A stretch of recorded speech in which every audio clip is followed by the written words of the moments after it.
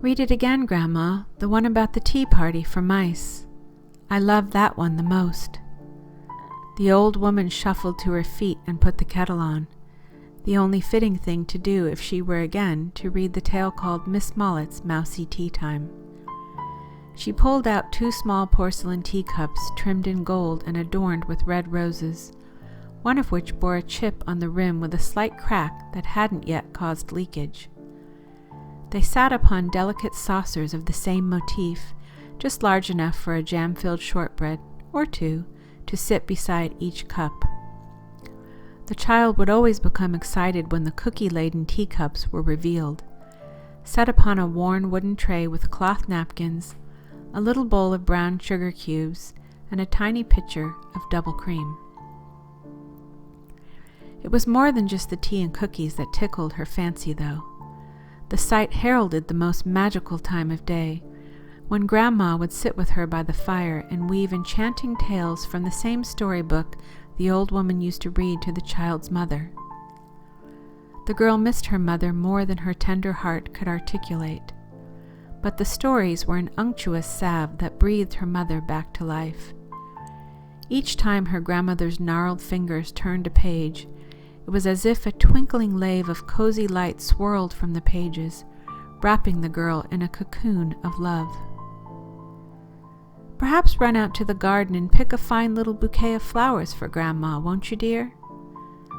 The child scampered out into the dying light with glee. The woman knew she would no doubt become distracted chasing fireflies. That would give the woman time to brew the tea, an airy melange of chamomile and calendula buds, rose petals, meadow sweet, lemon peel, and spearmint leaves. She poured steaming water from a copper kettle over the dried herbs in a teapot bearing the same rambling red roses around its voluptuous middle. She couldn't help but to think the teapot rather resembled her own voluptuousness of a certain age, and that made her chuckle as she leaned over the pot, meditating upon the unfurling leaves and burgeoning buds as they released their magical properties so willingly into a fragrant tisane. Her eyes fixed upon the dancing herbs and swirls of steam as she muttered a little incantation. "She is the match, you are the fire. Fill this pot with all she desires." The woman waved her hand thrice over the teapot, sending the steam up in a flutter of sheer ripples. All the while her eyes were transfixed on the brew, her ears held steadfast to the sound of the girl's amusement in the garden, ever vigilant to keep harm at bay. When the child bounced back into Grandma's kitchen, she clutched a wispy array of wild blooms, some gleaming white or pale yellow, some periwinkle blue and others lavender-hued. The woman set out an old glass jar, and the girl filled it with water for her pretty bouquet to drink up, just as she and Grandma would drink up the tea and her favorite story. The woman arranged everything on the tray, then set the spellbound tea on the hearth beside the fire. A languid pile of pillows and blankets awaited their rumps, where they would sip hot tea beside the glowing embers as the sun outside faded into a low orb of burning orange. As the woman set the tray down, the child delighted at the bright red strawberry jam bursting from crumbly cookies, as red as the roses on her favorite teacups, the ones her grandmother knew would one day be hers. "Grandma," she pouted, but with a sly smile, "sandwiches too?" A cauldron of stew bubbled over the hearth, almost ready for supper. "Sandwiches too? You'll ruin your appetite, child," she gasped at the girl, but the girl's impossibly green eyes, like immense emeralds shining up at her, were too much to protest. So she covered the teapot with a cloth and shuffled to her feet again with a knowing sigh. "Sandwiches too," the old woman proclaimed. The girl clapped her hands together and smiled in utter delight, the smile of a child's dream come true. The old woman slathered sweet cream butter on brown slabs of grainy bread, with slices of soft, pungent cheese and sweet pickled cucumbers. As she scored the sandwiches into dainty triangles, she whispered thrice, cut through fears that visit her in the night, keep her warm and safe until sun's first light. "Sandwiches too, my dear," the old woman laughed heartily as she set the plate down beside the tea tray and removed the cloth from the teapot that was keeping their brew from growing cold by the demands of an irresistible child. The girl tucked into a salty sweet sandwich, oozy with cheese and syrupy pickle brine, as Grandma poured the tea. The woman didn't bother with adding cream or sugar to the girl's cup, because that was a task the child treasured as her own. With an air of decorum, the old woman opened the book. It bore gilded edges and a scarlet satin ribbon draped across the most sacred yarn in the whole book, Miss Mollett's Mousy Tea Time. She'd read it to the child endlessly, just as she'd read it so many times to the child's mother, in 1,000 smoky memories, trailing laughter and breadcrumbs over the scars on her heart. She'd recited it so many times that she could utter the tale unfalteringly, without ever laying eyes on the book again. And that was a good thing, she thought, because her eyesight wasn't what it used to be. Some days, she delighted as much as the child in those magical words resurrecting a splendid, if not somewhat problematic tea party for a trio of mice. Other days the words branded a painful sear into her heart, a reminder of lost days and clouded memories of the girl's mother, filling her with measured fear for the number of moments yet bygone in the child's presence. It was a bittersweet thing, turning the wheel of time each year with reverence, always a little expectant of when the veil would thin enough for her stooped, crooked old frame to glide through it, towards the daughter she once cradled in her arms, who would surely scoop her wizened soul up into a deep and satiating embrace when they meet again. If not for the child, she would have welcomed that passage long ago. But for this evening, she would remain steadfast, rooted to the soil of her wondrous life, rich with simple pleasures, her broken heart a bursting treasure trove of bejeweled memories, tenderly stitched together like a bedraggled quilt. She fumbled slightly for her spectacles, dangling on a silver chain from the apron of her skirt.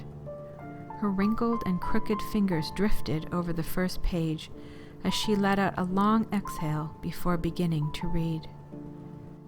It was no wonder the girl favored this story above all, for the child was so much like her splendid mother, two perfect peas in an achingly enchanted pod. The girl was on to her second triangle of sandwich, having already plunked 3 sugar cubes and a hefty splosh of cream into her steaming teacup. She gazed up at the old woman, her shining green eyes pools of joyous expectation. The woman cleared her throat ceremoniously and began, "Once upon a time." Though the girl had heard the tale more times than she could recount as well, over endless cups of steaming hot tea and scrumptious mouthfuls of magical nibbles from Grandmother's kitchen, and though she knew every spellbinding word by heart just as the old woman did, there was nothing sweeter in the world to her ears than to hear her grandmother's tongue weave the dreamy arc through Miss Mollett's Mousy Tea Time. And what a troublesome bean feast it was! Grandmother thoughtfully read the story about a charming little mouse known as Miss Mollett, who suffers an untimely defeat beget by an unexpected midsummer storm that tears her pretty garden party asunder. Unable to move her tea table to safety inside her cozy cottage home in the base of an old oak tree before the storm strikes, she sits weeping in the aftermath of the soggy mess, her perfectly baked sponge cake bloated and drooping, savory scones squishy and puffed, teacups filled to the brim with rainwater, linens soaked and crumpled, chairs overturned, and a fresh-picked bouquet of flowers scattered and wilted. Crestfallen as she is, Miss Mollett musters the dignity to welcome her guests as they arrive. with nothing to serve and no idea of how to salvage the day. And that's when a true miracle occurs. One of her mouse friends has brought a bucket and washing powder, and the other little mouse carries hot tea and crumpets. After all, the trio of mice are able to share a glorious tea time in the fading light of a golden setting sun, following an afternoon of assiduous labor to tidy up Miss Mollett's unfortunate mess.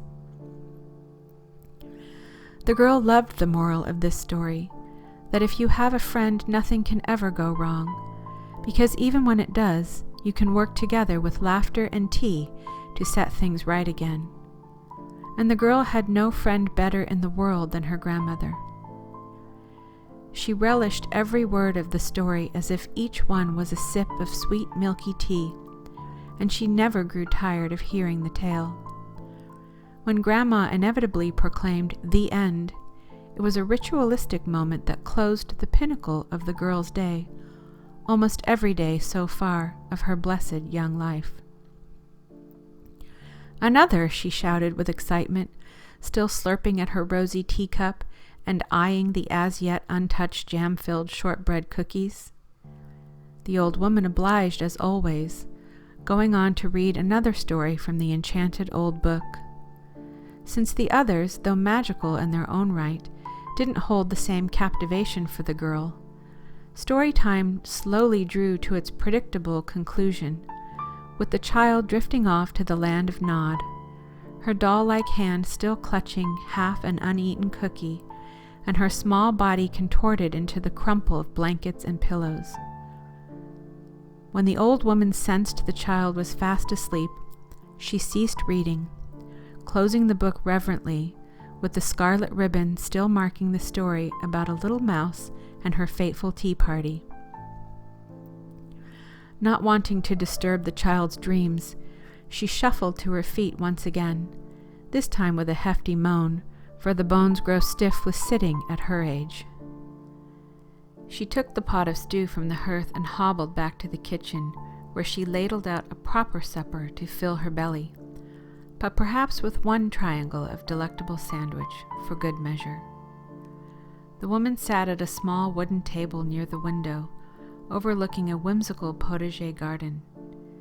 A puff of steam billowed up from the rustic clay bowl, filled with the nourishing stew, fogging the spectacles she'd forgotten to remove. She lit a candle upon the table to illuminate her hearty little supper. The soft light drew her weary eyes upwards to a portrait of a strikingly beautiful woman hung over the fireplace, its mantel a reverent altar strewn with feathers, shiny stones, dried flowers, acorns, seashells, and soot from 1,000 bundles of smoldering sage. "She's happy and safe, my love," the old woman whispered through the choke of tears. Her eyes drifted back to the bowl of stew. She took up her spoon and stirred it 3 times clockwise as she murmured, "Sustain my body, nourish my soul, that I may live even one day more." She felt the ache deep in her chest of a heart torn between 2 worlds, between the souls of her 2 beautiful girls, one an ethereal memory, and the other a spirited earthly joy. Every day she coaxed her knackered bones, worn thin like paper flowers, to persevere. She'd made a promise to the one above the fire, to nurture and protect the little one sleeping below.